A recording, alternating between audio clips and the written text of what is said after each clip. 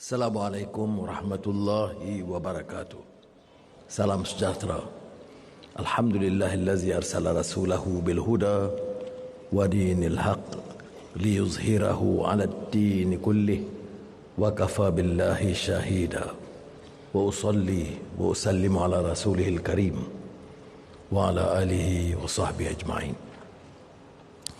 Saudara Timbalan Perdana Menteri Datuk Seri Dr. Zahid, Saudara Timbalan Perdana Menteri Datuk Seri Dr. Fadilah, rakan-rakan menteri yang di-Pertua Dewan Rakyat, Tan Sri Ketua Setiausaha Negara, pimpinan penjawat awam, rakan-rakan mewakili masyarakat Malaysia tercinta.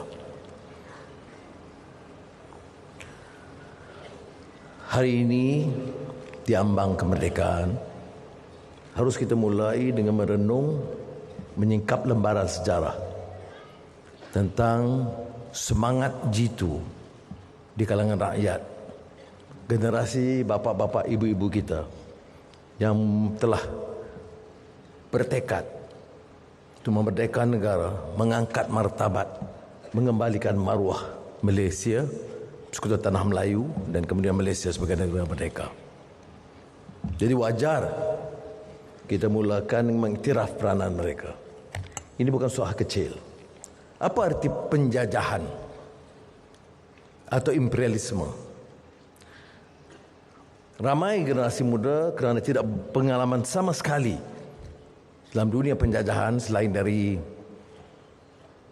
membaca lembaran sejarah, kurang mengerti bahawa penjajahan itu satu idea dan falsafah untuk menguasai negara dan rantau lain. Bukan dari segi fizikal semata-mata, tapi menguasai dengan menetapkan kaedah pengertian hidup, budaya, ekonomi mengikut acuan mereka. Maka penjajahan itu tidak berlaku tanpa pemerasan dan penindasan. Penjajahan itu tidak berlaku tanpa pemerasan yang disebut eksploitation, harlom parlom dalam ungkapan Perancisnya. Penjajahan oleh manusia ke atas manusia, memperhambakan rakyat. Seluruh khazanah negara itu dimiliki oleh penguasa penjajah, diangkat dan membesarkan, memegahkan negara baru mereka, negara mereka. Masa itu Great Britain. Kalau diperkira angka kekayaan mengikut nilai sekarang, jumlahnya puluh bilion ringgit. Shashi Tharoor tatkala mengkaji kesan penjajahan di India, mengandaikan ratusan bilion ringgit atau dolar yang dipindah ke United Kingdom hasil titik peluh khazanah bumi India. Tanah Melayu dan kini Sabah Sarawak juga menjadi mangsa sistem itu. Ini harus dimengerti. Pulangan bagi negara sangat kecil. Sebab itu kemudahan-kemudahan asas, hospital, sekolah terbatas di kawasan-kawasan kota. Cara pendidikan bukan sahaja dari segi ilmu, tetapi menguasai minda rakyat. Sebab itu Stanford Raffles tatkala merangka sistem pendidikan tanah Melayu yang disebut notes untuk mengasaskan pendidikan Melayu yang ditulis di Singapura pada ketika itu, menyatakan mengangkat supaya anak-anak Melayu yang baru ini kekal dengan warna sawo matang, tapi bicara dan memikir cara Inggris. Ini juga pandangan Snokogronje di Indonesia, Lord Cromer di Mesir, Macaulay di India. Mereka tidak mampu merubah rupa dan warna, tapi mereka mampu merubah jiwa rakyat yang dijajah. Saya sengaja menyingkap pengalaman ini supaya kita tahu bahawa merdeka artinya membebaskan rakyat dari percengkaman kuasa asing dan pemikiran yang dijajah oleh kuasa asing, yang diungkap oleh seorang pemikir Islam Muhammad Al-Ghazali sebagai isti'mar ruhi wa fikri, penjajahan jiwa dan pemikiran, yang lebih sukar daripada memerdekakan negara daripada penguasaan asing. Mengapa kita tolak penjajahan dan imperialisme? Kerana memperhambakan rakyat, kerana memunggah kekayaan dan khazanah negara, dipulangkan negara mereka.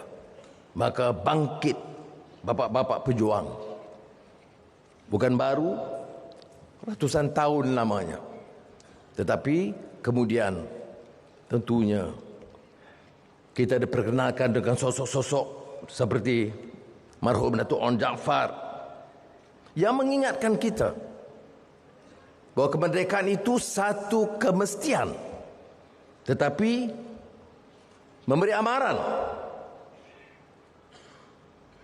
Saya pinjam ungkapan kata-kata keramat peringatan marhum Datuk Onn Jaafar. Bercakap tentang kemerdekaan selalu sahaja mudah, tetapi hendak kemerdekaan itu kekal di tangan kita adalah perkara yang berat dan susah. 1946. Dan lebih terkenal dengan pidato marhum Dr. Burhanuddin Al-Hilmi.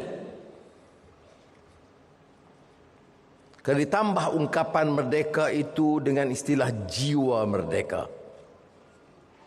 Di atas robohan kota Melaka, kita dirikan jiwa merdeka.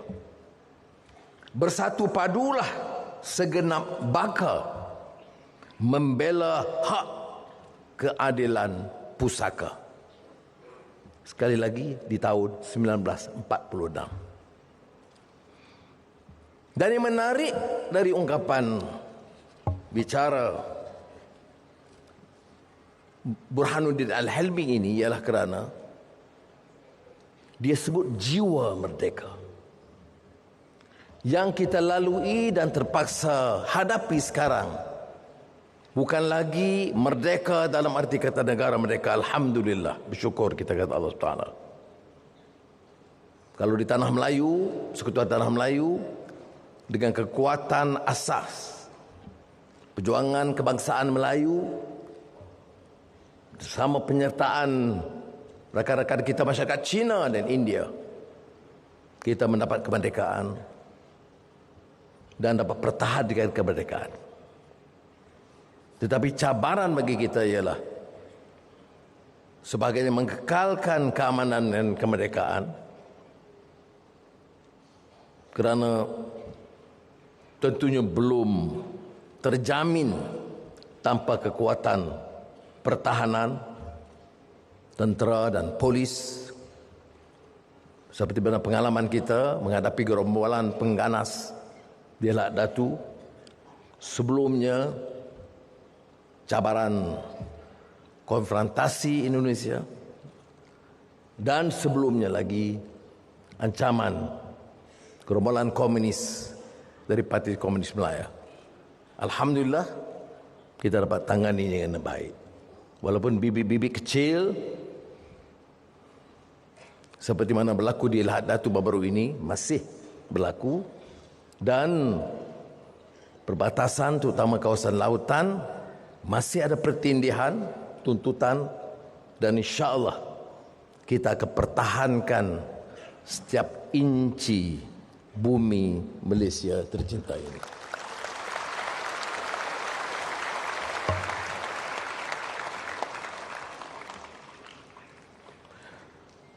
Kalau kita terima bahawa merdeka itu berarti membebaskan diri, minda dan jiwa, ini cabarannya sekarang. Mengapa kita tolak penguasaan oleh Governor General dan Resident dan pegawai-pegawai Inggeris? Bukan kerana sikap mereka saja, tapi kerana mereka memunggah kekayaan negara kita. Tapi benar, kita telah berjaya menggantikan elit politik, ekonomi dan sosial Inggris ini dengan elit politik dan sosial di kalangan pribumi dan rakyat tempatan. Tapi kita juga diperingatkan dalam banyak kajian-kajian dibuat, karya-karya besar termasuk Frantz Fanon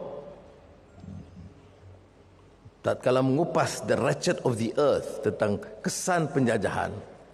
Masalah lebih besar ialah jiwa yang terjajah. Negara merdeka, jiwa masih terjajah. Elit yang baru mengambil alih, warna kulitnya lain, bangsa dan agamanya lain, tetapi sikap keangkuhan dan memunggah kekayaan itu diteruskan. Sebab itu kita kena tekankan dan memaknai merdeka.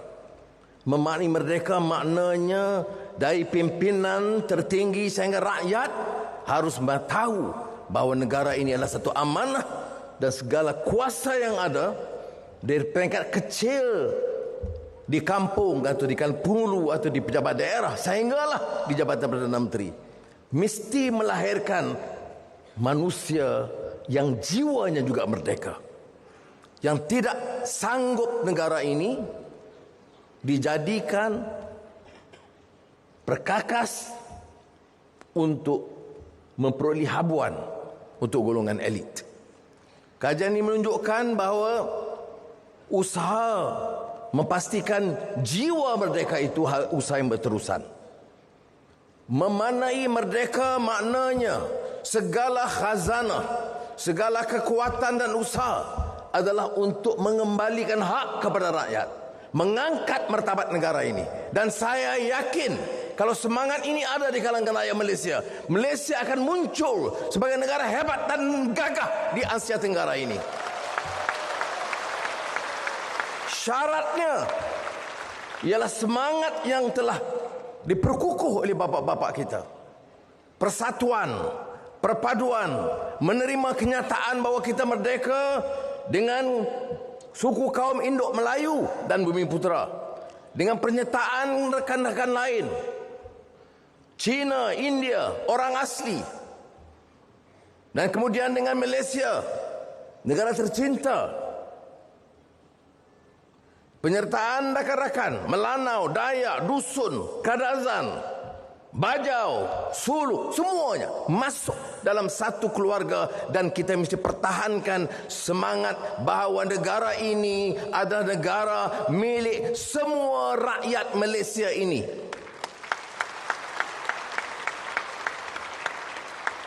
Dan kesatuan dan perpaduan yang kita pupuk ini untuk apa? Untuk dijamin masa depannya melalui dasar dan pelaksanaan sekarang. Sebab itu saya kata, dalam menyongsong ke hari muka, isu yang kadang-kadang sangat tidak disenangi oleh sebahagian kecil kita tentang pengurusan, tata kelola. Jangan gunakan kuasa untuk memunggah kekayaan untuk diri dan keluarga dan kroni. Itu mesti dan wajib dipertahankan.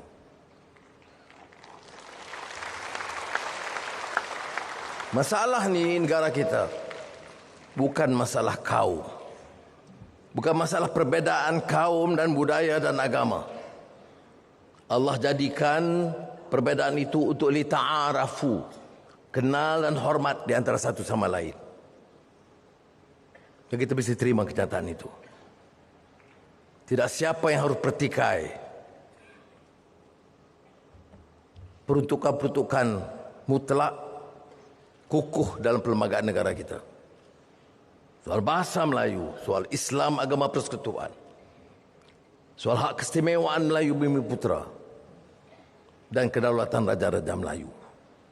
Dan negara ini tegak dulunya, tegak sekarang, dan insya-Allah akan terus tegak hebat dengan memperakui kontrak sosial di antara semua kaum dan jaminan semua bahawa hak setiap warga negara mengamalkan agama mereka, memuliakan budaya mereka, termasuk suku kaum mereka, tetap dipertahankan. Dan insya-Allah kerajaan perpaduan dengan negara madani akan pertahankan hak setiap rakyat di bumi bertuah ini.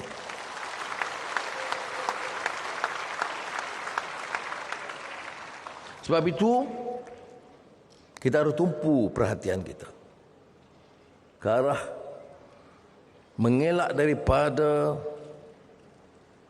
apa saja usaha yang mungkin melemahkan semangat kejituan dan perpaduan di kalangan kita. Jangan remehkan hal ini. Ada negara yang hebat muncul sebagai negara gagah dengan tamadun hebat, tapi hancur bukan sahaja kerana tata kelola dan rasuah, tapi kerana dimain api perkauman dan kefanatikan agama. Lihat saja di kalangan negara-negara berkembang yang lain, malah negara-negara maju, bahawa perbezaan itu boleh menjadi kekuatan. Perbezaan itu boleh merusakkan sendi masyarakat dan kekuatan negara. Pilihan-pilihan kita, pilihan pimpinan, pilihan rakyat. Namanya pilihan, tetapi tentunya bagi yang berfikir dan waras, ini bukan pilihan. Ini satu imperatif atau kemestian. Seperti mana bila Allah Ta'ala memberikan pilihan kepada kita. Laqad khalaqnal insana fi ahsani taqwim thumma radadnahu asfala safilin. Allah boleh angkat darjat manusia itu sebagai sebaik-baik kejadian. Tetapi kita boleh memilih untuk menurunkan darjat kita sebagai sehina-hina makhluk. Tentunya itu bukan pilihan. Kita mahu negara kita ini dijadikan negara madani yang boleh mengangkat martabat semua rakyat. Dan martabat rakyat itu boleh diangkat sekiranya dasar kita, hukum negara kita dan keterlanjuran yang pernah berlaku itu boleh dihindari. Dan sekiranya wacana kita dan kebebasan kita itu digunakan dengan waras dan bijak. Bukan kebebasan untuk adu domba, kebebasan untuk mencerca dan menghina, tapi kebebasan untuk mengangkat martabat manusia ini. Dengan prasyarat itu dan dengan dasar yang jelas, kita mampu mengorak langkah lagi. Dilihat dari penilaian kita 20 tahun kebelakangan ini, memang kita di tahap yang sangat mendatar, tidak melonjak.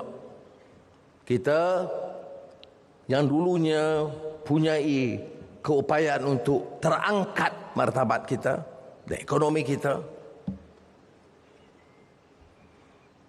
telah menghadapi masalah-masalah dan kekal mendatar selama 20 tahun. Kita boleh buat pilihan untuk terus dengan adu domba, syak wasangka, permusuhan politik dan kaum, atau kita memilih untuk menyatakan sudahlah, mari kita gunakan dan manfaatkan waktu kita ini untuk merangka strategi dan bekerja sedaya upaya kita untuk mengangkat martabat negara ini. Bagi pihak pimpinan kerajaan dengan rakan-rakan penjawat awam dan swasta dalam rangka beberapa rencana penting di akhir tahun 2023 ini. Kita kemukakan kerangka transisi tenaga, energy transition, yang mau meletakkan Malaysia ini ke depan, menggunakan hasil mahsul bumi ini dengan cara sangat berhemah, mengelak apa-apa bentuk ketirisan, menerima kenyataan bahawa soal persekitaran dan perubahan iklim suatu kemestian dan ketentuan. Maka kita luncurkan. 2 hari lagi kita akan luncurkan plan perindustrian negara. Bukan seperti mana biasa plan perindustrian, tetapi melakukan anjakan supaya tidak memutuskan ke arah sektor, tetapi ke arah matlamat dan mission, menjadikan Malaysia negara industri dengan teknologi tinggi, dengan transformasi digital, dan memberi ruang bagi ratusan ribu anak-anak muda dalam bidang pekerjaan baru. Sejauh selepas itu, kita akan lakukan apa yang disebut sebagai kajian separuh penggal rancangan Malaysia ke-12. Sekali lagi, anjakan berlaku. Tidak hanya kajian menilai perencanaan awal, tapi membuat apa sahaja yang perlu, pengubahsuaian dan anjakan supaya menentukan pembangunan kita itu betul-betul mampan. Dan mampan bagi kita ialah memaknai kemerdekaan rakyat. Apa arti merdeka rakyat? Kesempatan dan peluang prasarana asas bagi rakyat itu mesti terjamin. Malaysia tidak boleh dikenali dengan mercu tanda gagah. Sama ada bangunan tertinggi atau jambatan terpanjang atau gedung yang raksasa. Malaysia harus terkenal dengan jaminan keadilan bagi semua rakyat, termasuk yang tersisih dan terpinggir. Ini disebutkan kemerdekaan pemikiran. Ini disebutkan kemerdekaan dan jiwa merdeka. Jiwa merdeka itu tidak kagum hanya dengan gedung raksasa. Jiwa merdeka itu dengan memberi pengertian apa arti keadilan bagi semua rakyat, bukan bagi beberapa kalangan elit terpilih. Sebab itu kita bangga, alhamdulillah, kerana tahun ini 2023, sebelum akhir tahun, secara spesifiknya bulan Oktober, semua sekolah di negara kita, sekolah kebangsaan, sekolah Cina, sekolah Tamil, sekolah Arab, semua tanpa kecuali kita jamin punya prasarana asas yang munasabah dengan bumbungnya, dengan tandasnya.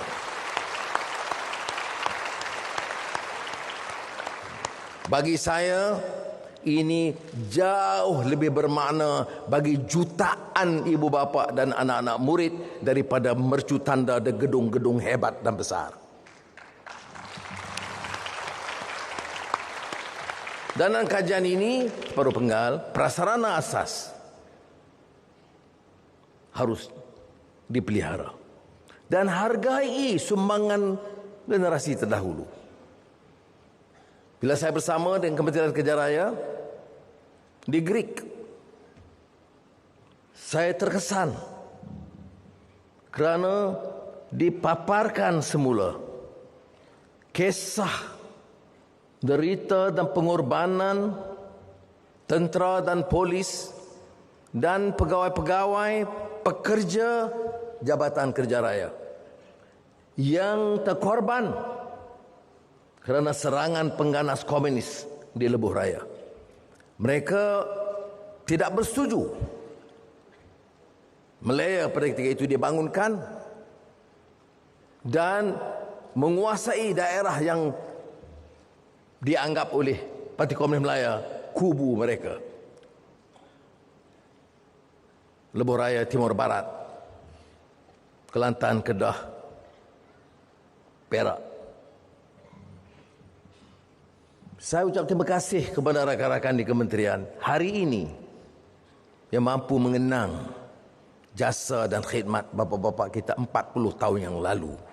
Tak kala menggali, bekerja dan mengawasi membangunkan Lebuh Raya Timur Barat.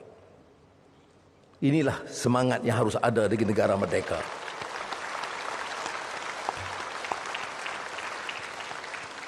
Dan saudara, jika prasarana sedemikian ada, seperti yang juga Lebuh Raya Pen Borneo yang kita bicarakan sekarang, kita boleh tumpu ke satu tahap yang lebih tinggi. Yang saya singgung tadi, transformasi digital.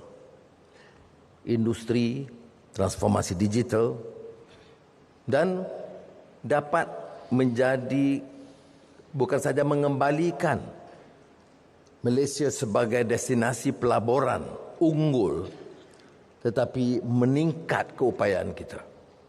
Dalam beberapa bulan ini, alhamdulillah, Malaysia kembali mendapat perhatian. Beberapa syarikat besar, seperti sudah tahu, baik Elon Musk, baik dari Amerika, atau Geely dari negara China, atau Infineon dari Jerman,